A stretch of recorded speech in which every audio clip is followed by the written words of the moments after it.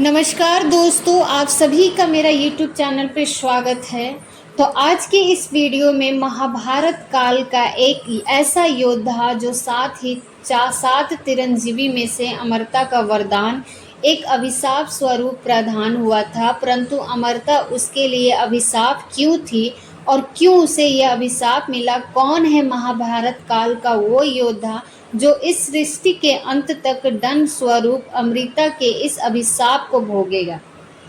प्रिय भक्तों, ऐसे ही धार्मिक रोचक कथाओं के लिए हमारे चैनल को सब्सक्राइब करें और साथ ही साथ बेल आइकन को भी प्रेस करें, जिससे हमारी वीडियो आप तक पहुंचते रहे। अगर वीडियो अच्छी लगे तो इसे लाइक करें। महादेव की कठोर तपस्या से गुरु द्रोणाचार्य और उसकी पत्नी माता कृति को एक पुत्र की प्राप्ति हुई थी। पुत्र की ध्वनि अश्वत्थामा जैसा लगा था, जिस कारणवश उसका नाम अश्वत्थामा रखा गया। जन्म से ही उसके मस्तक पर एक दिव्य और अद्भुत मणि विद्यमान थी, जो उसे डरते दानव, शास्त्र, वैद्य, देवता, वर्णन आदि से निर्भय रखती थी। इस दिव्य मणि के कारण ही उस पर किसी अस्त्र शस्त्र का प्रभाव नहीं होता था। अश्वत्थामा के पिता गुरु द्रोणाचार्य पांडवों और कौरव दोनों के ही गुरु थे, परंतु अश्वत्थामा और दुर्योधन के बीच बहुत ही घनिष्ठ मित्रता थी। इसी कारण वर्ष महाभारत के युद्ध में गुरु द्रोणाचार्य ने कौरव पक्ष की ओर से पांडवों से युद्ध किया। अश्वत्थामा महाभारत के एक ऐसे योद्धा थे जो केवल एक ही दिन में महाभारत के युद्ध को समाप्त कर सकते थे, परंतु अश्वत्थामा को महाभारत काल का सबसे नीचे और पापी योद्धा भी माना जाता है। परंतु क्यों? तो आइए जानते हैं ये संपूर्ण कथा। महाभारत के युद्ध में जब तक गुरु द्रोणाचार्य और उसके पुत्र अश्वत्थामा रणभूमि में पांडवों से युद्ध करते रहते, तब तक उनका विजयी होना बहुत कठिन था। गुरु द्रोणाचार्य का पुत्र अश्वत्थामा ने ही भीम पुत्र रक्षक घटोत्कच को युद्ध में हरा दिया था, उनका परास्त कर दिया था। अश्वत्थामा दिव्य मणि का स्वामी था, इसीलिए उस युद्ध में परास्त करना बहुत ही कठिन था। अपने पिता की भांति शास्त्र और शस्त्र विद्या में निपुण था, इसलिए अश्वत्थामा को कौरवों की सेनापति भी नियुक्त किया गया था।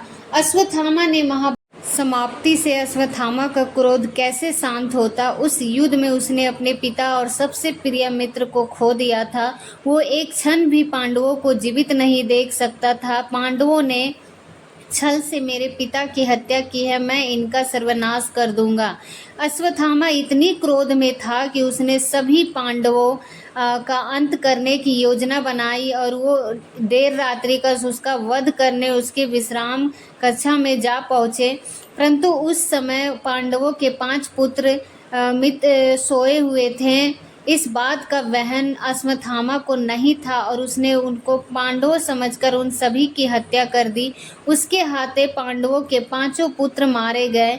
अश्वत्थामा ने अपनी क्रोध की ज्वाला में सभी पांडव पुत्रों का अंत कर दिया।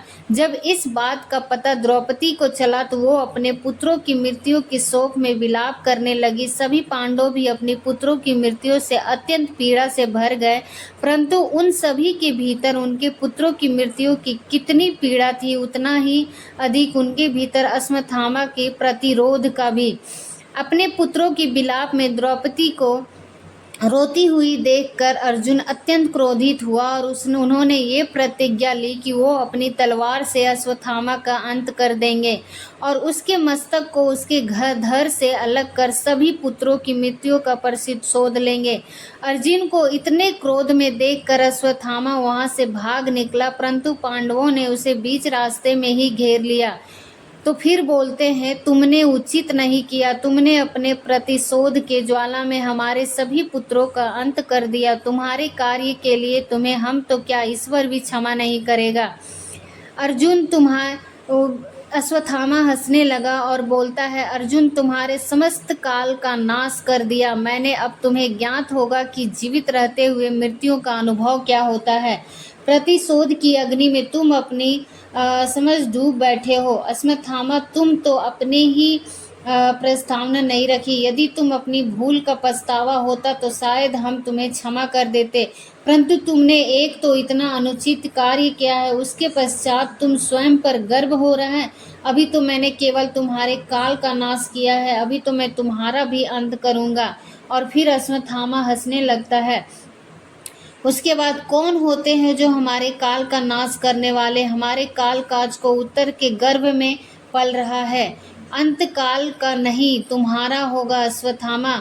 पांडवों के बढ़ जाता है। पटु अश्वत्थामा के मस्तक पर वो दिव्य मणि होने के कारण उसका अंत नहीं कर पाते थे, और इस युद्ध में अश्वत्थामा ब्रह्मास्त्र का उपयोग कर देता है।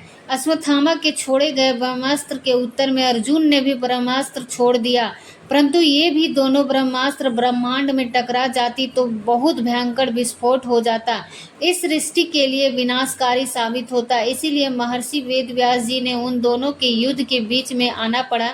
महर्षि वेदव्यास जी ने दोनों को उसके द्वारा छोड़े गए ब्रह्मास्त्र वापस लेने की आज्ञा की।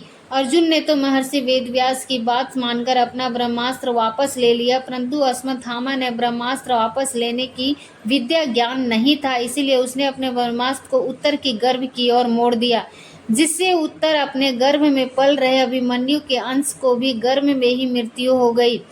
श्री कृष्ण को जब अश्वत्थामा के इस निंदनीय कार्य के बारे में पता चला तो वो अत्यंत क्रोध से भर उठे। तब कृष्ण भगवान बोलते हैं, तुमने ये क्या किया? तुम्हें पूर्ण ज्ञान था कि तुम ये ऐसा कैसा नर्त करने जा रहे हो, उसके पश्चात भी तुमने ऐसा निंदनीय कार्य किया। ऐसा घोर पाप तो समस्त संसार में आज तक किसी असुर ने नहीं किया होगा। तुमने गुरु द्रोणाचार्य के पुत्र होकर ऐसा पाप किया जिसकी कोई समाज नहीं है, कोई पाप नहीं किया।